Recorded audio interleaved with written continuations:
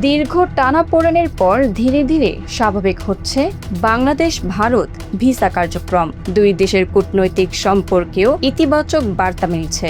কিন্তু প্রশ্ন হলো, ভিসা চালু হলেই কি সব সমস্যার সমাধান? বিশ্লেষকরা বলছেন সম্পর্কের আসল পরীক্ষা এখনো বাকি। প্রথম বড় ইস্যু গঙ্গার পানি বণ্টন।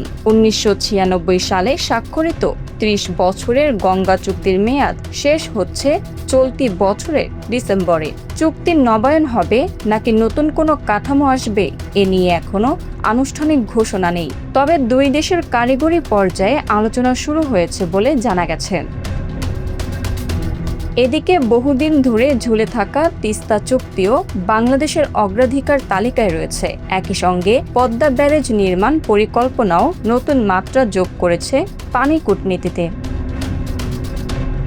দ্বিতীয় বড় ইস্যু সীমান্তে পুশ ইন। সাম্প্রতিক সময়ে পশ্চিমবঙ্গ সীমান্ত দিয়ে বাংলাদেশে মানুষ ঠেলে পাঠানোর অভিযোগ নতুন করে আলোচনায় এসেছে।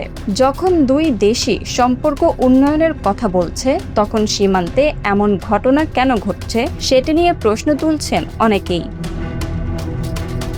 বিশ্লেষকদের মতে এসব ঘটনা শুধু সীমান্ত ব্যবস্থাপনায় নয়, পারস্পরিক আস্থার ওপরও প্রভাব ফেলতে পারে। অর্থাৎ ভিসা কার্যক্রম স্বাভাবিক হওয়া ইতিবাচক হলেও বাংলাদেশ ভারত সম্পর্কের সামনে এখনো রয়েছে দুটি বড় পরীক্ষা: গঙ্গা ও তিস্তার পানি কূটনীতি আর সীমান্তে পুশ ইন ইস্যু। এই দুই বিষয়ে নয়াদিল্লির অবস্থানই নির্ধারণ করতে পারে আগামী দিনে দুই প্রতিবেশী দেশের সম্পর্ক কতটা এগোবে। Bangla affairs news desk.